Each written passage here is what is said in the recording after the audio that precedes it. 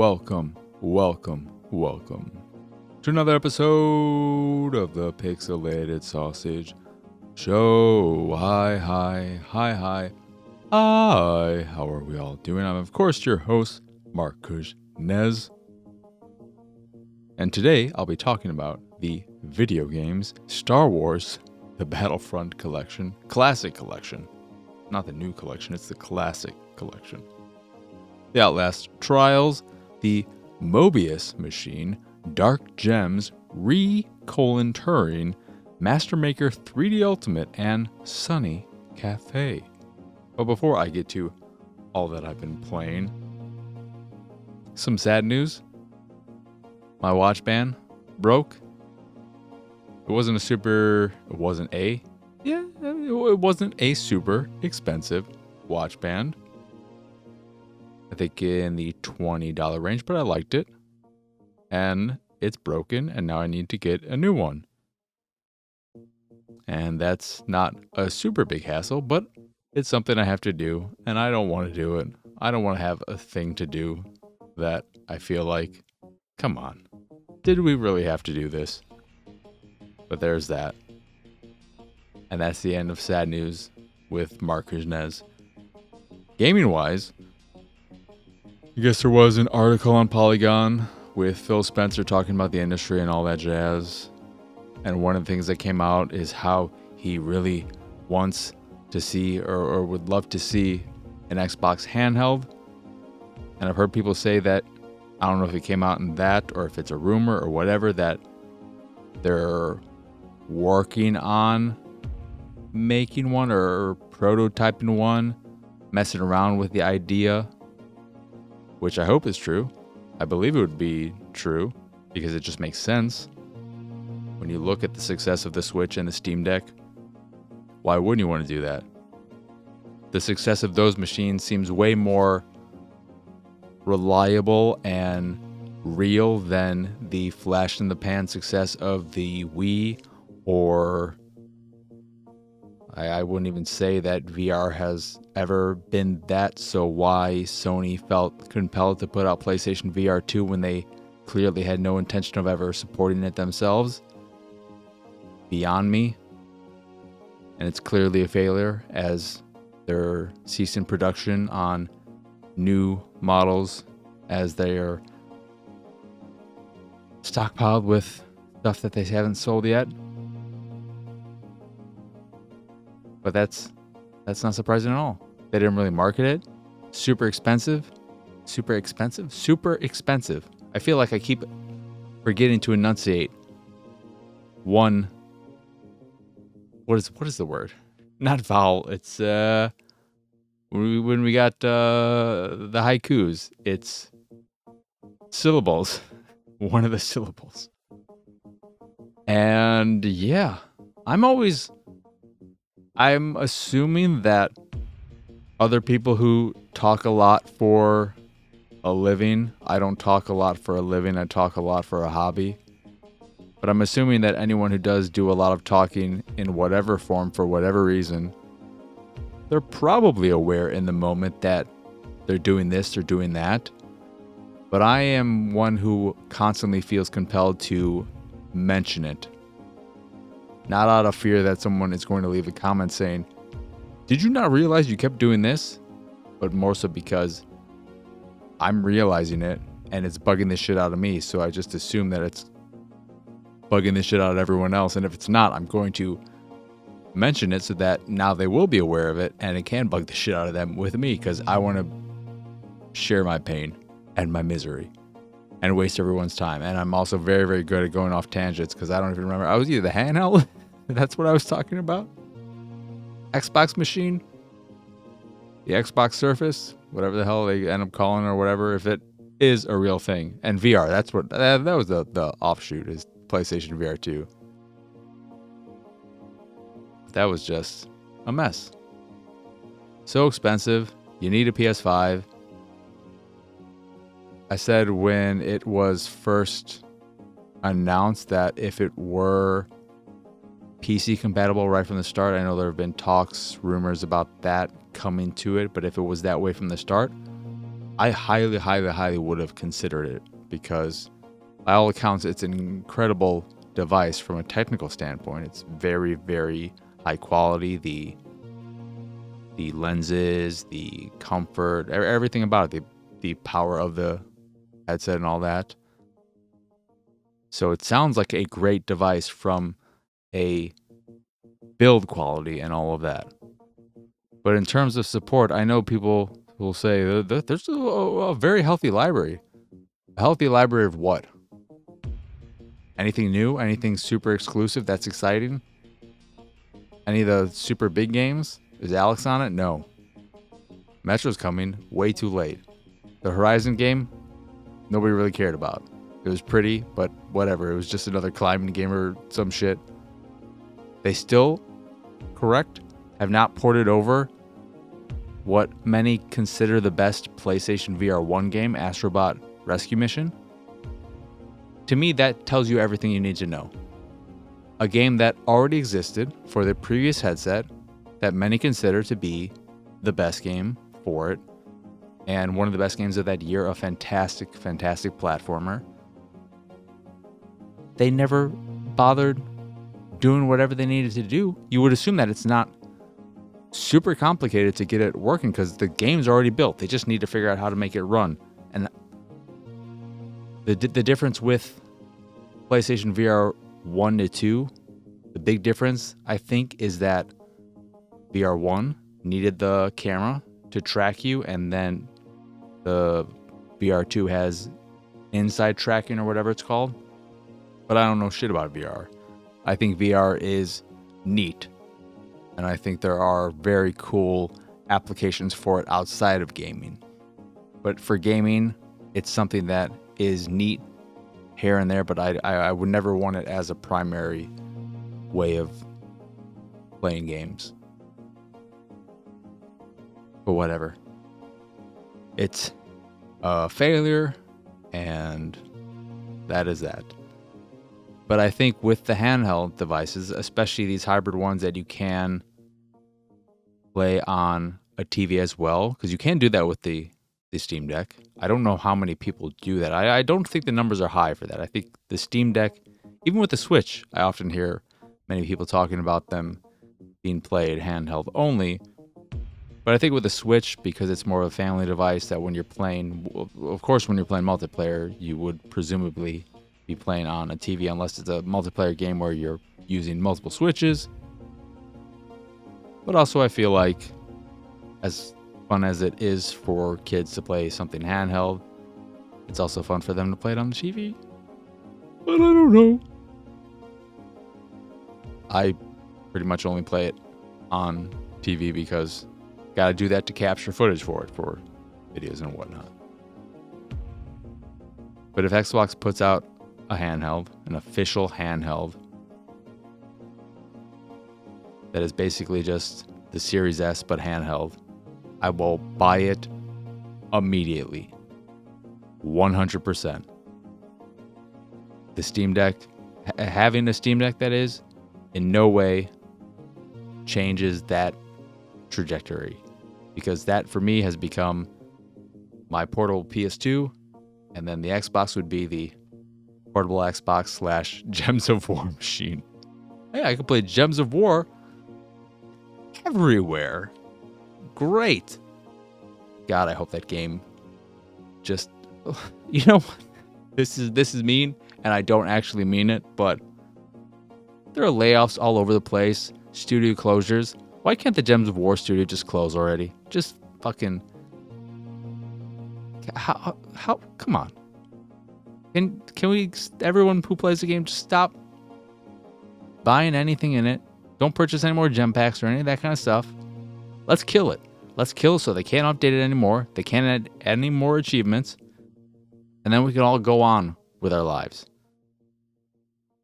I need to start a petition. I'm going to start a petition after I finish recording this episode. The Let's Kill Gems of War petition. I'm curious how well the game does. And what I'd like to see what the community sizes are like platform-wise. I would assume that it's the most popular on mobile because it's such a mobile-friendly type of game. And my clan group, whatever, guild, that's what they're called, on the Xbox isn't the most active, and yet we're still ranked, I think, 112 or 13 overall. And they're probably only a handful of active members. Why they're there, I don't know. Ooh, getting a little sweaty in here. But then other than that news, I don't know what else there was.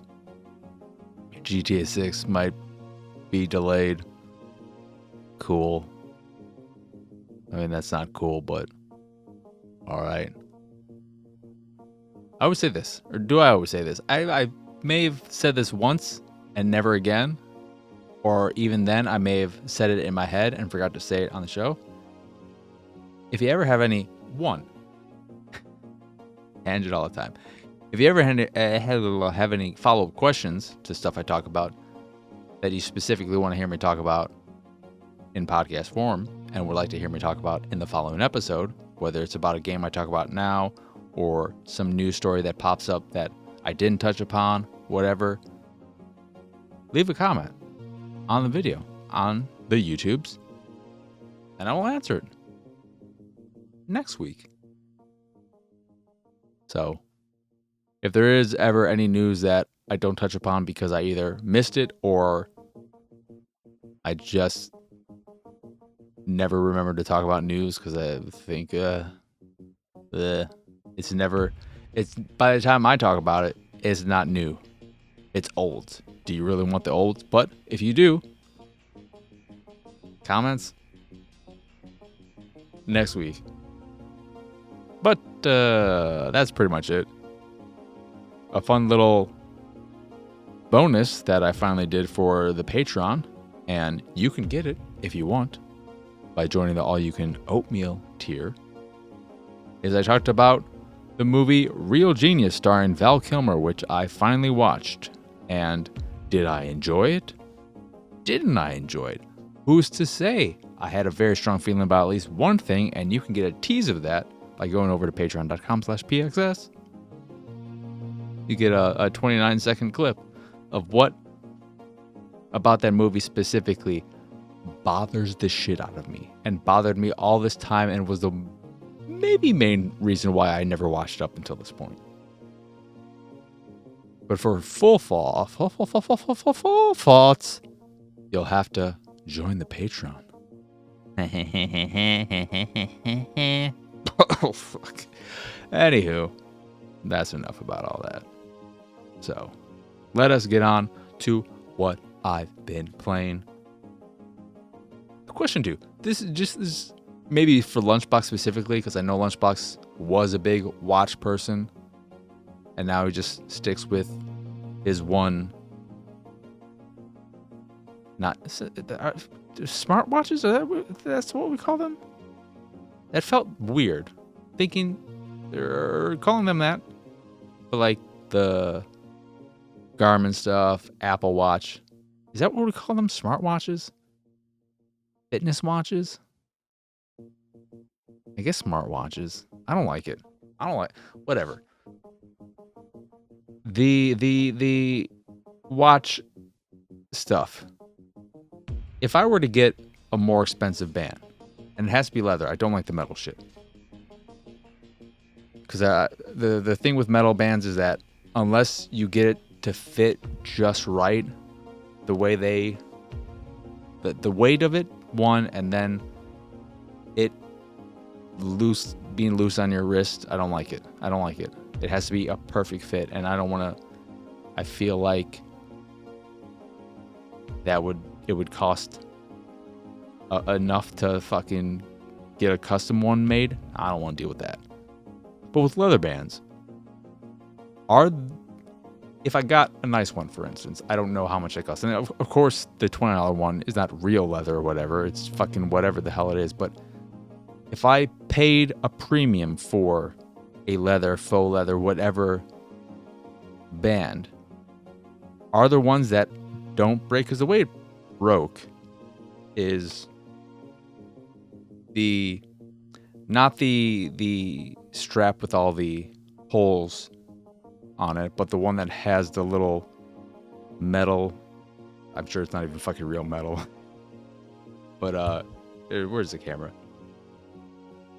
That part, the like little leather flap that held it in place, it seems like it was held down with some kind of adhesive, and that adhesive just wore out. Because the band is probably it lived a long time. It could be 5 years old at this point, so it's not like I didn't get a lot for my $20, and I don't even remember it was $20, but I think it was in that range. But if I paid a premium, could I get a band that would last forever and I never have to worry about this shit again? Because if I can, tell me. But enough of all that nonsense already, okay? Let us get on to what I've been playing, starting with Star Wars Battlefront Classic Collection. Of course, this was in the news when it officially released, or when it first released, because of all the server issues, where there were supposedly only 3 servers that could allot for 60 players each, or in that range. I guess it would be 64 probably. So you have roughly 190 slots for a game that you would assume would sell more than that many copies. And I can't remember what other potential issues the collection that is, had. Because people who only played it single player, or I guess local in co-op or whatever, didn't have an issue with it. But in my experience with it, and being in a place where I do have, and I own them, so I have access to the original Xbox versions via backward compatibility on my Series X, and I did go back and forth, the visuals of the Classic Collection are cleaner, and it does look nice for it being a PS2 Xbox era game. But the problem I had with it, because I did jump into a few online games and everything was fine for me in those few instances, but it could have just been the time of day that I've been playing. But I would like to think that they fixed that relatively quickly, and all of that is not of concern. But what is of concern, and why I enjoyed playing the original Xbox version more, is that there's just something about the aiming, the feel of the game in general in the Classic Collection that feels off. It feels herky-jerky in a way that's super uncomfortable. And one of the things I would highly recommend doing is turning off the auto aim in either version. If you have an Xbox and have access to the original versions, I would turn it off there too, because the auto aim, I think it's called auto aim, not aim assist, but it is very, very strong, and it will lock on to an enemy and just follow them. Even if you're trying to move the cursor, move your sights, your crosshairs to a different enemy, it really wants to stay on whatever it's currently tracking. And what makes that challenging too is that it is tracking, but it's always trailing behind. If a enemy is moving, that is. And it makes for an incredibly frustrating experience. So I would highly recommend turning that off. And I think with it off in the original versions, the game feels pretty good still to this day. It's dated, yes. Regardless of which version you would be playing, I think the way to enjoy these games, the ability to enjoy them, that is very nostalgic dependent. So Sonny, you can just fuck off. We all know how you feel about nostalgia. Go play Star Wars Battlefront 2 2018 edition or whenever it came out in your brand new rocking chair. You freaking weirdo. But the classic collection feels better, feels a little bit better with auto aim off. But it still just feels off. I never really enjoyed playing it. It's nice that there are some ways in which the controls are updated to make things like switching between first person and third person seamless. You can just push in, I think, the left analog stick since there's no sprinting in the game, which is a little weird. Any game that doesn't have sprinting, especially a shooter, it feels like it just feels weird because we've gotten to a point where every game has a sprint almost. So not having one just feels foreign, even though a lot of games didn't at a time. But in the original version, you would have to go into the menus to switch perspective. Stuff like that is nice. But it just doesn't feel right to play. And that is something that I'm not quite sure what is going on. Because it runs smooth. I am not technically proficient enough to really use my words to express why it feels off. I can only say it feels off. It doesn't feel smooth. It feels herky-jerky, as I said earlier. I like the term herky-jerky. Whereas the original version felt better. So, and the main reason to get the Classic Collection, if you're on Xbox, would be to play online. But if that's not something you're interested in and just want to play them offline, then unless you want the slight visual upgrade, but it's not a huge upgrade, you can just get the original versions. Because I think the original Xbox versions are $10 a piece. They could be $15. They've been on sale plenty of times, so you may already own them through that. They will probably go on sale again, but maybe they won't because this Classic Collection exists now and they don't want to cannibalize that. But I think it's two different companies, so who cares? And they might be $15 each, but either way, cheaper than $40 for the collection, I think. So of course, with the collection, here's the collection is for two people. You want to play online, which seems okay from my little time with it now, or you want achievements. If you're not one of those two people, just play the originals, or better yet, don't play either, because if you don't have nostalgia for it, the new ones weren't bad.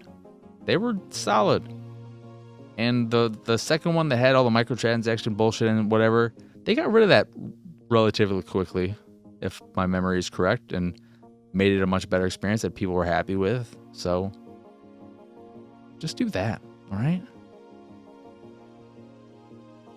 Okay.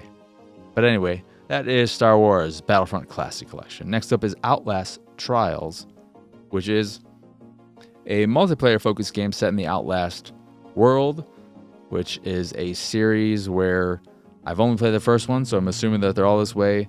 You're just always a patient or something in some world, and then you wake up and things are fucked up and everyone's chasing you and trying to kill you, and it's awful because it's just a hide-and-seek game, and I hate it. And this, you could be chased by monsters together. Oh, God. In a trial thing where you I believe the opening suggests that you're a homeless person. You don't get taken. You see a flyer for something and it's like, hey, you want some money? You want some shit? Come over here. And then you do it and you get bagged up in a very hard target type of way.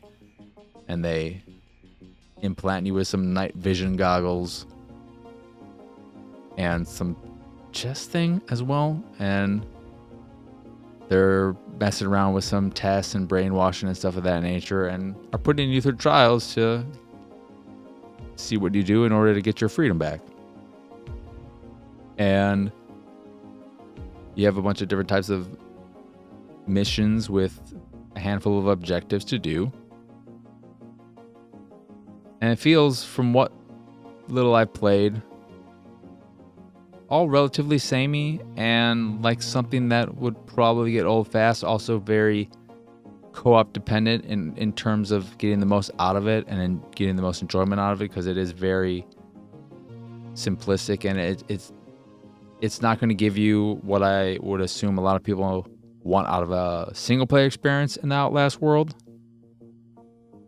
It's just these little bite-sized things where you go into a small area and you have a task. Go kill this person, go collect this, go do that. And it's just not my kind of game.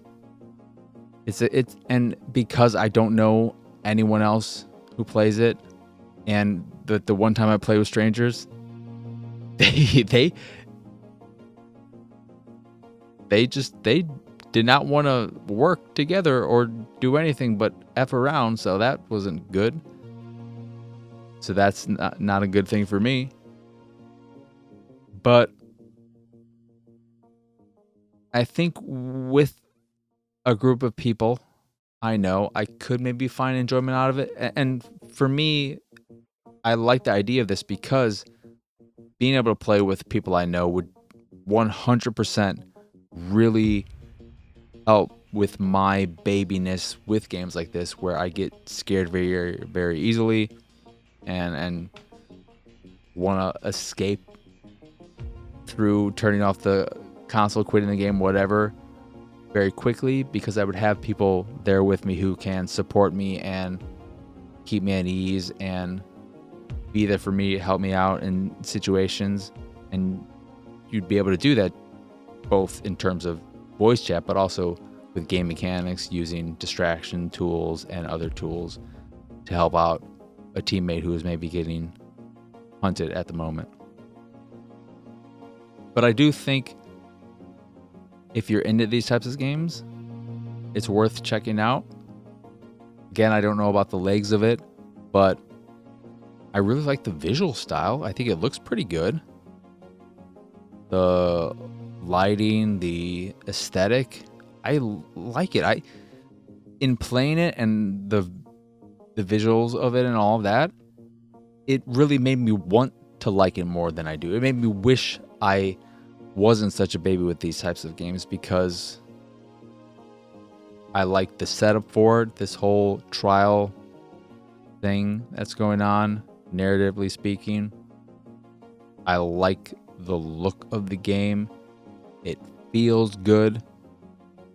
I think it's funny that in your little home base area where you can change your appearance and the decorations in your room, you go up to the mirror to change your appearance, but when you just look into the mirror and don't press the button to activate the menus for all of that, you don't actually see what you look like. So that seems like a weird oversight.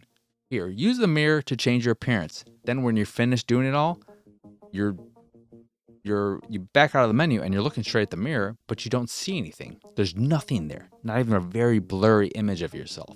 And that seems like a big old fat loss, because I was excited to see myself in the mirror, and then I saw nothing, and I was very disappointed. But this is just another case of, it's just not for me, but it could be if I had people to play with, and I wish I did. I got a code for it, and I don't know, because there are instances where multiplayer-focused games I get codes for. They'll say, if you want some more codes for other people so you can play together, just ask. And I don't know if they asked with this, and I could have done that. But I also, here's a question for some of the people who I'm buddy with. If I did that, would you actually play with me? That's another important factor. Because if I got the codes and like, yeah, I'll redeem it, and then they don't play with me, then it's just a waste of time. But that is the LS Trials. The Mobius Machine is the game I enjoyed the most this past week. It's a Metroidvania where you play as a space person who's on a alien planet, and you're just going around exploring it, and this base on there that's broken up into 7 sectors, and you're going from sector to sector, exploring this world. There isn't a fast travel system, but there are ways of getting around the area quickly through these other sections of it that lead to shortcuts that you'll learn over time. It doles out upgrades pretty well, at least early on. I played it for about 2-3 hours, and I've gained nice slide, which allows me to get over these blobs that will immediately break apart the second I touch them, because there are some that will break apart after about a second after you touch them, and then these ones that will break immediately, and the only way to get past them is to slide over them.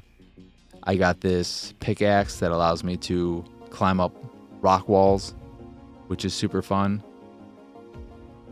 I've gotten some weapon upgrades, beaten the first boss, which was a decent challenge, and I think the game does provide a decent challenge overall. The way it controls is traditional platforming, but then you aim with the right stick and shoot with the right trigger, so it's twin stick shooter in that sense. But I really enjoy exploring this world, mainly because it feels so good to platform, and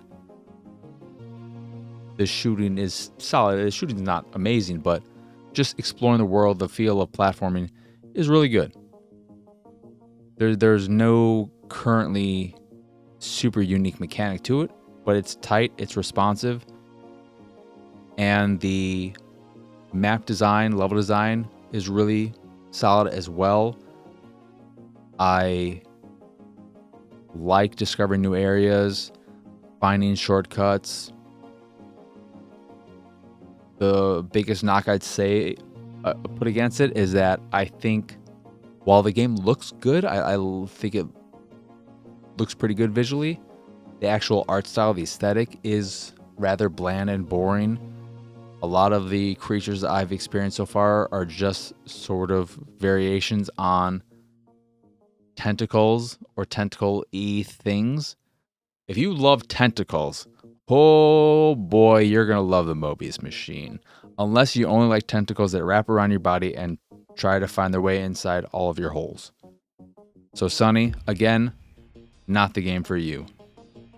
But everyone else, worth checking out. I'm enjoying my time quite a bit with it.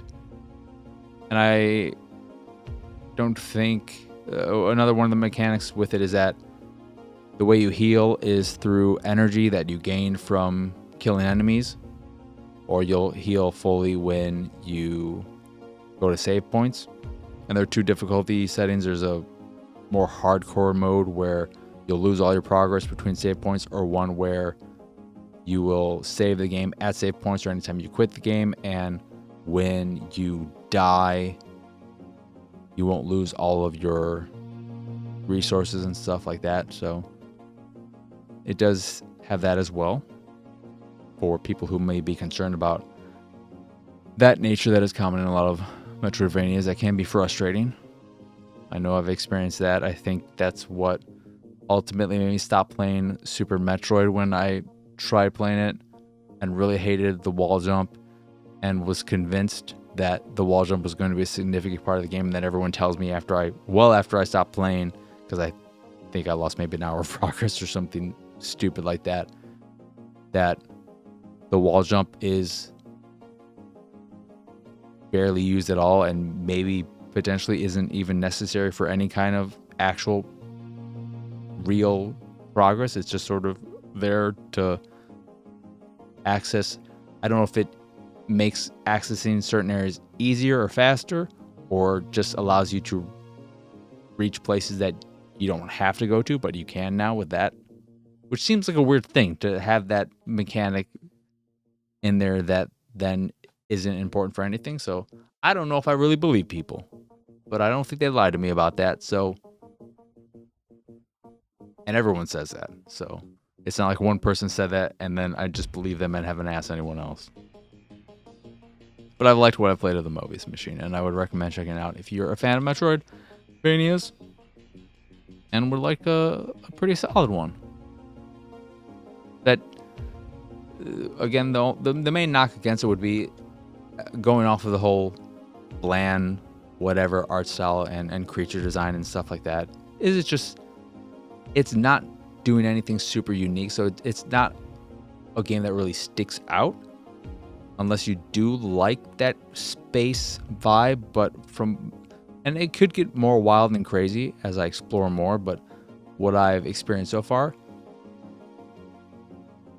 it's fine from all that, but I just like playing it. It just feels good. That is, again, the Mobius machine. Next up is Dark Gems, which is a super simple, short-ass game with not great visuals where you go into these mines. It's area-based, basically, and there are only 3 areas. The first area, you're going around, you're drilling these gems in a top-down type of grid-based, but free movement setup. And there will be these, are they blobs? These green little creatures will come after you in certain places. But you're just going through these little mining areas, mining ore and killing the enemies with your drill. There will be little light collectibles to keep the light going. And you're just trying to collect as much currency as you can in these very short runs via drilling and killing enemies. And then when you die or run out of light, you go back to the main menu and you can do another run, or you can go to the shop to upgrade your equipment, upgrade how much light you get per run, or unlock the more advanced areas. And that's all you're doing. And you could finish it all in 30 minutes, probably. I don't know exactly how long it took me, but I'd say 30 minutes or less, just like a nice old steaming pizza. 30 minutes or less. If it's over 30 minutes, Sonny, does that fall into nostalgia territory for pizza and then it's no longer good? Huh? But you just do that.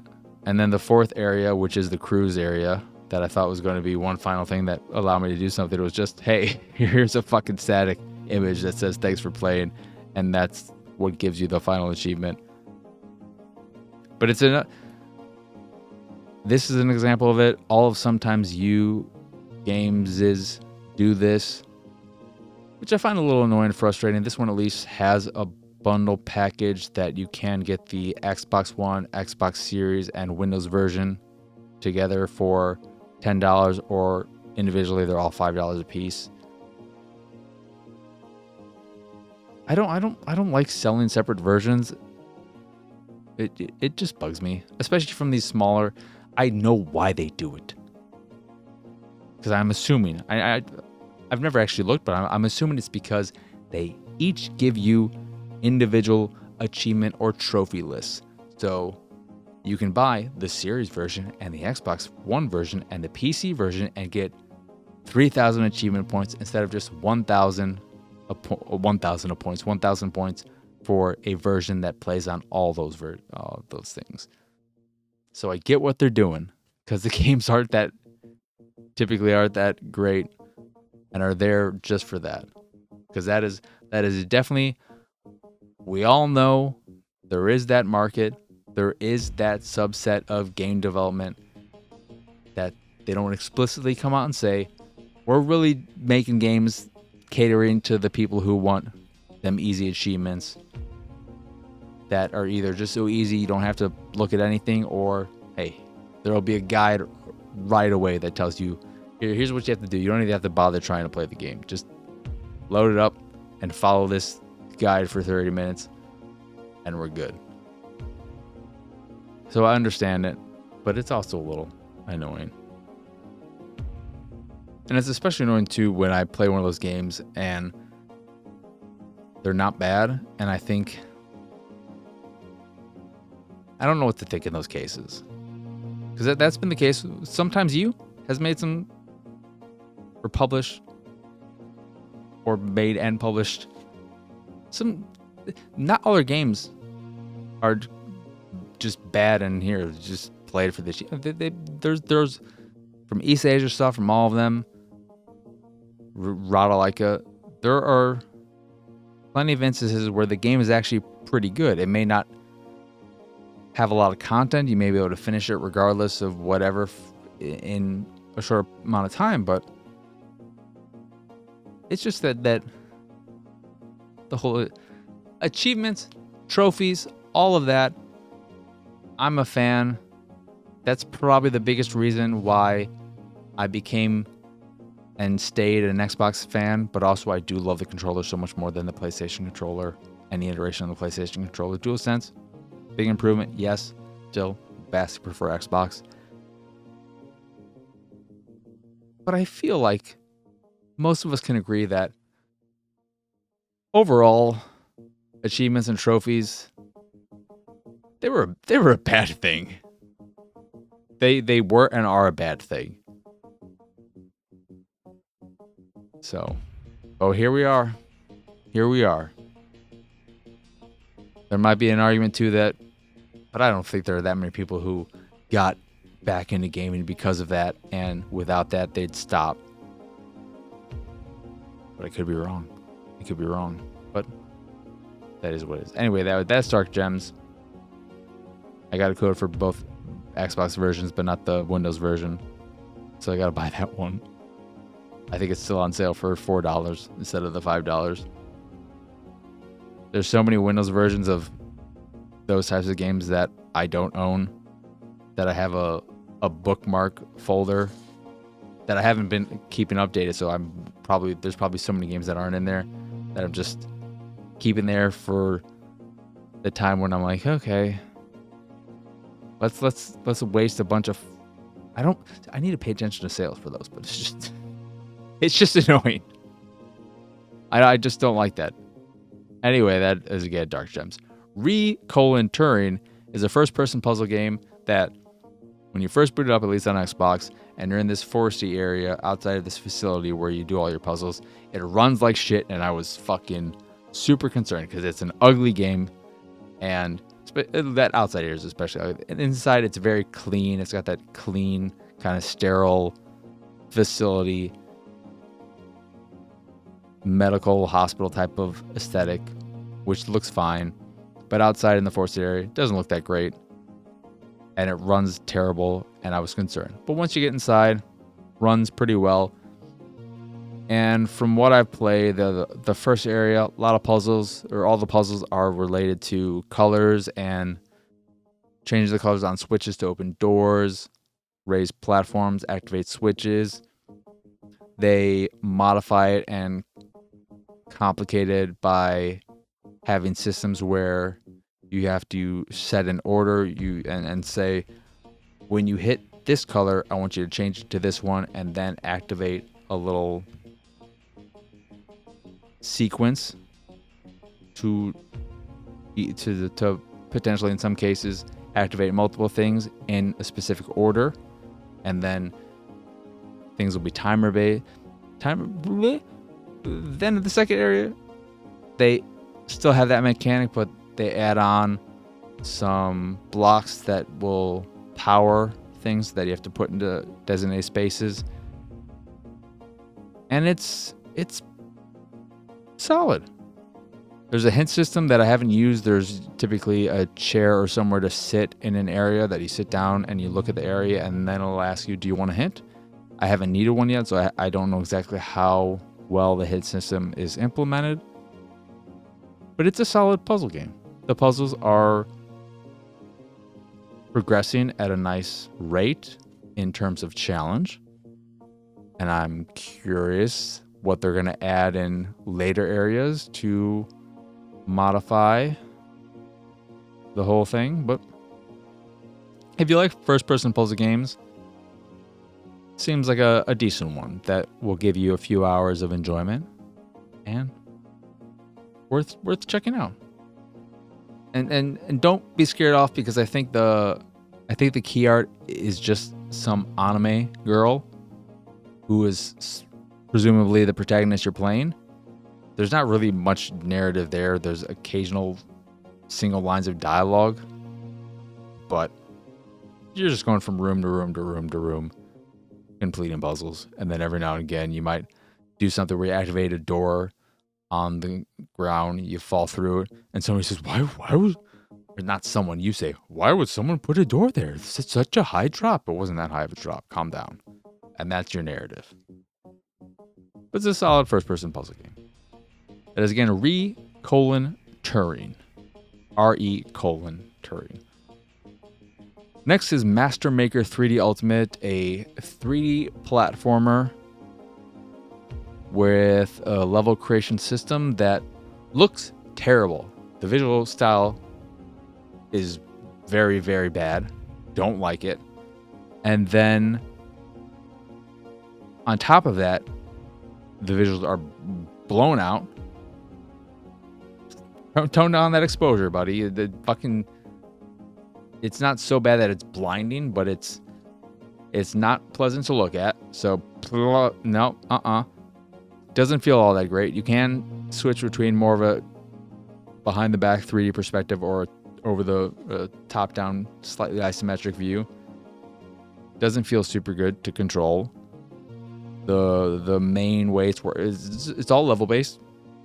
50 levels in the main campaign, if you want to call it that, which upon completion will unlock a bonus area that I think has 250 additional levels. I haven't done that because I don't like playing this game.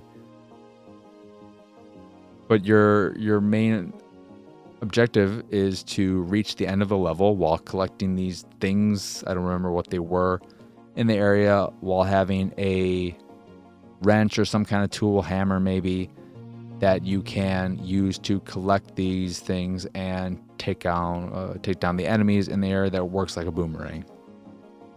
And that's all you're doing. The level creation system is a little cumbersome. It's not super intuitive to use. And worst of all, though, is there's no online aspect, so you can't go online into a menu and search and play others' creations. So it's only creations that you, or if you're have multiple people in your household who play the game, other people who would create that they would create.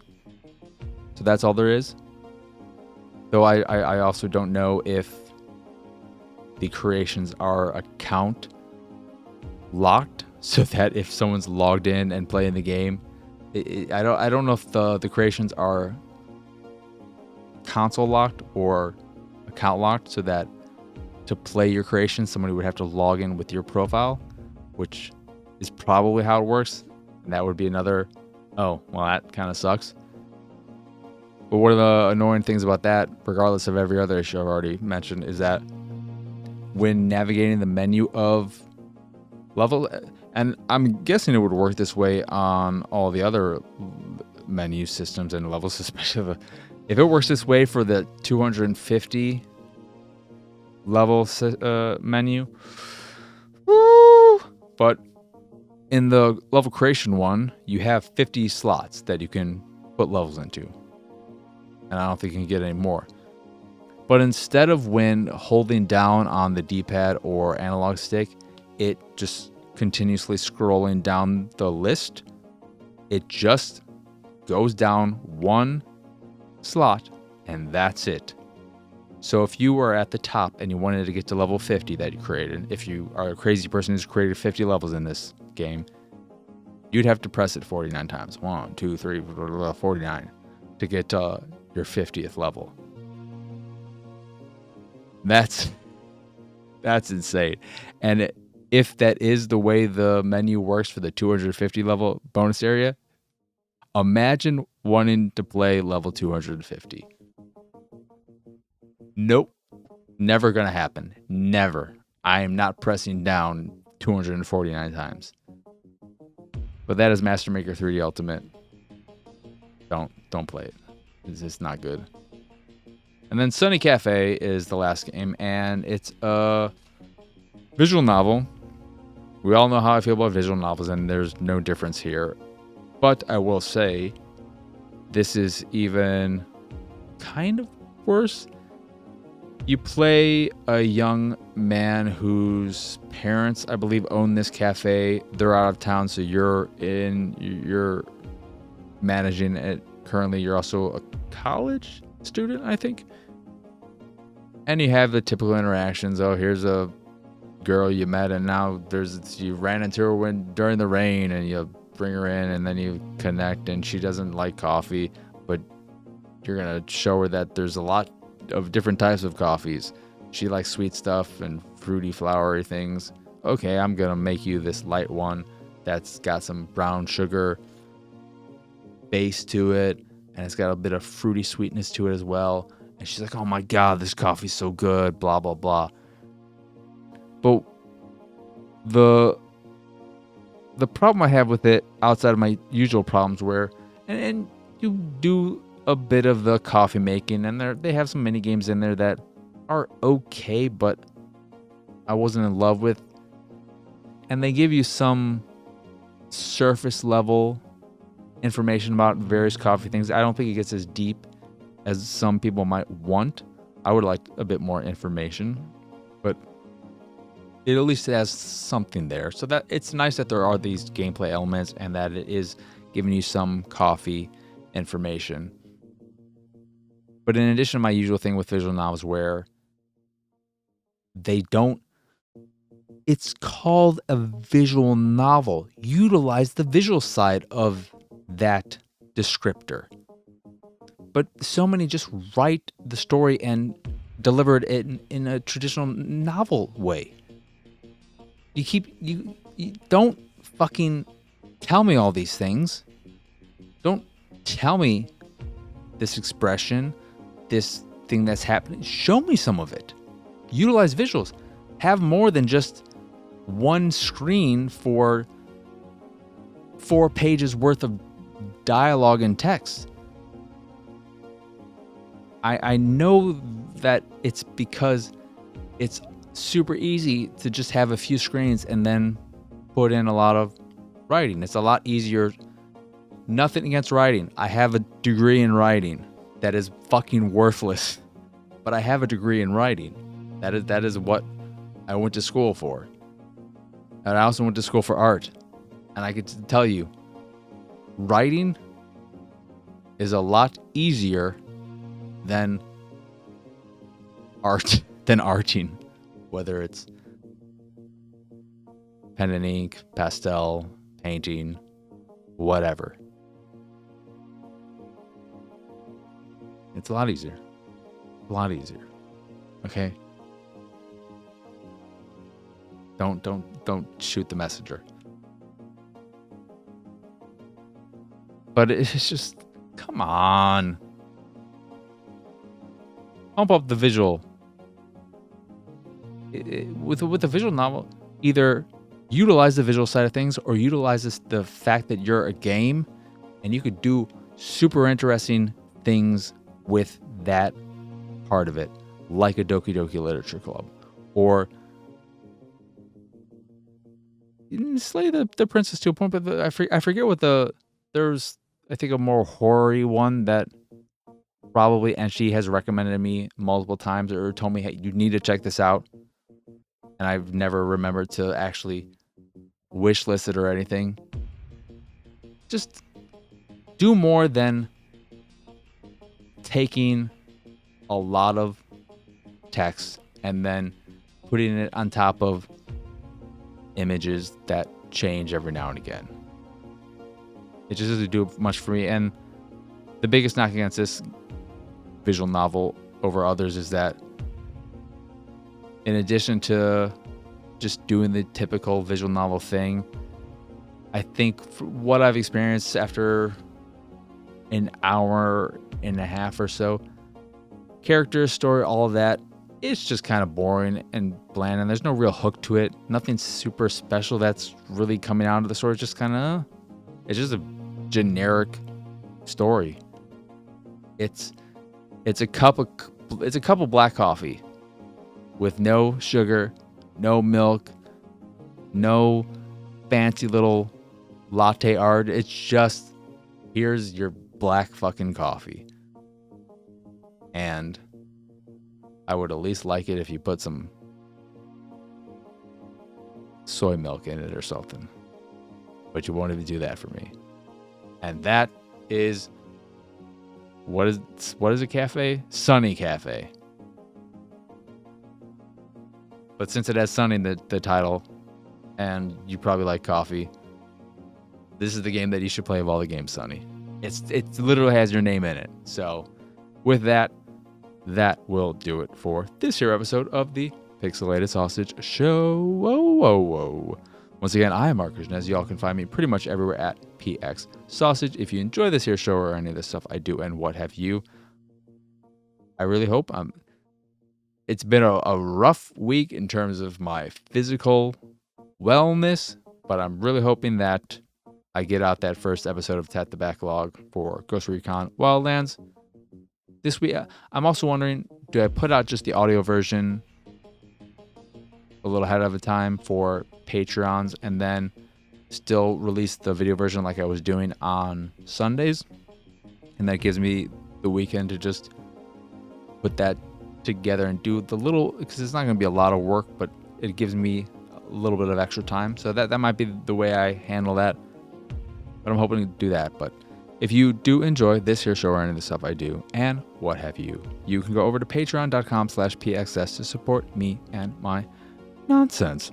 In addition to the Patreon, you can find links to the site, the Discord, the YouTubes, of course, and so much more over at pxsausage.com.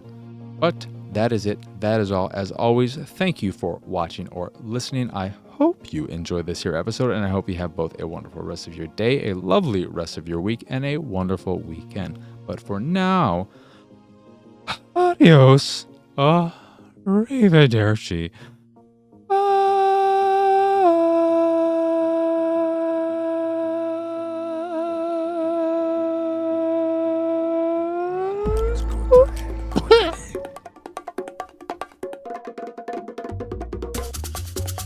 It's go time. Go, Daddy.